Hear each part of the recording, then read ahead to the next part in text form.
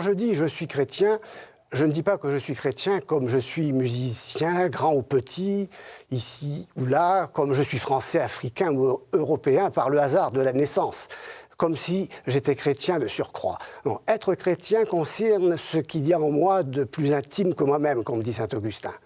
Et de cet intimior, intimo meo, jaillit un appel qui précède, pour ainsi dire, mon être ici et maintenant. Être chrétien, c'est être tout ce que je suis. Nous pouvons tous entendre cet appel résonner au fond de nous-mêmes. Il se laisse percevoir dans les circonstances ordinaires de la vie ou à la faveur des circonstances exceptionnelles, une grande peine ou une grande joie. Dans le cas d'une épreuve douloureuse, il nous arrive de toucher le fond, comme on dit. Nous faisons alors l'expérience d'une limite, celle de notre être fini. Comme dit Pascal, nous sommes quelque chose et non pas tout. Ce fond est la fine pointe de l'âme, au-delà de laquelle nous n'avons aucun accès. Mais le doigt de Dieu peut le toucher, y faire jaillir une source divine, la grâce, ce don créé, qui est de tous les dons, celui, dit saint Thomas, le plus grand même que celui de la création entière, parce qu'il ouvre en nous un espace infini. Le peu d'être que nous avons, dit encore Pascal, nous cache la vue de l'infini. Créature finie, nous sommes toujours à la recherche de ce qui peut combler notre aspiration au bonheur, mais ballottés au gré de nos émotions, de nos impressions passagères, exposés aux tempêtes des passions, nous nous laissons aisément rejeter à la surface de nous-mêmes.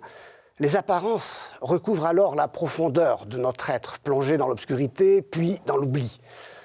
Tournés vers l'extérieur, alors nous existons arrachés à nous-mêmes, projetés sans cesse au devant, au dehors de nous-mêmes.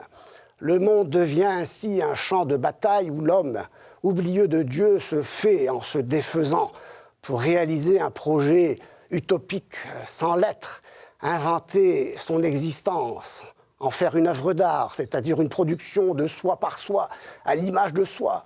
Mais cette image ne renvoie à rien, elle n'est qu'une trace, prête à disparaître aussitôt parue. Cette trace, à vrai dire, révèle l'effacement de l'image de Dieu dans l'homme défiguré. Celui-ci n'a plus personne à imiter et il cesse d'être lui-même puisqu'il existe, se projette, se jette en avant toujours. Tel est le sort de l'homme vivant à la surface de soi. Le salut, dans cette perspective horizontale, se ramène à un sauf qui peut. L'esprit ingrat, revendiquant pour soi sa propre autarcie, son autosuffisance, veut faire de ce qu'il est son œuvre propre. Il attend de l'histoire, du progrès, du devenir linéaire, ce qu'il refuse de recevoir de l'appel intérieur, qui vient de plus loin et de plus haut que lui. Mais son énergie se déploie en pure perte, car en voulant se dépasser, il se détruit. Comment l'homme défiguré peut-il s'élever au-dessus de lui-même si sa plate existence n'est qu'un déploiement à la surface des choses et de soi ? Nul ne s'est jamais soulevé du sol en se tirant par les cheveux, pour reprendre l'heureuse formule du baron de Münchhausen. En revanche, être chrétien, c'est se laisser soulever par le Christ. Comment cela ? En l'imitant. Imiter le Christ, c'est être un autre Christ. Je suis chrétien quand je vis la vie du Christ. Comme dit saint Paul, si je vis, ce n'est plus moi, mais le Christ qui vit en moi. C'est pourquoi dire comme Nietzsche que le christianisme calomnie la vie, c'est calomnier le christianisme.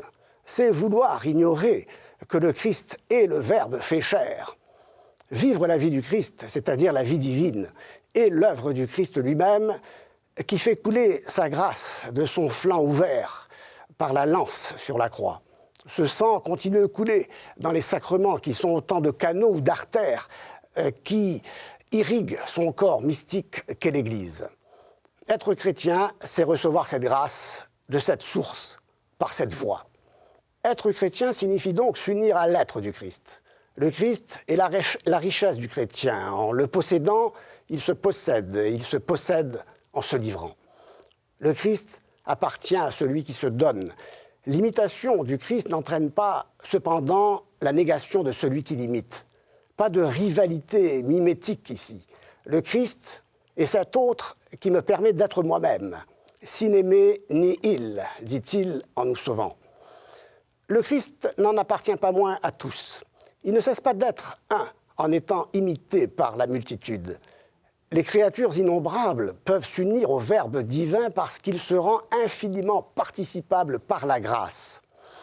Pas d'atteinte à l'unité souveraine de Dieu, donc, parce que l'imitation du Christ n'implique pas une similitude de nature, mais une union surnaturelle qui fait de ceux qui le suivent des fils dans le Fils. C'est pourquoi le chrétien est un artisan de paix. Il diffuse la joie, le pardon, la réconciliation, la douceur du Christ qui parle et agit à travers lui. Mais non sans lui. Sinon, entre lui et le Christ, il n'y aurait pas alors union dans le face-à-face, mais fusion dans la confusion. L'appel prend ainsi un sens précis. Il est l'appel de Dieu en personne. Il signifie la vocation divine de l'homme.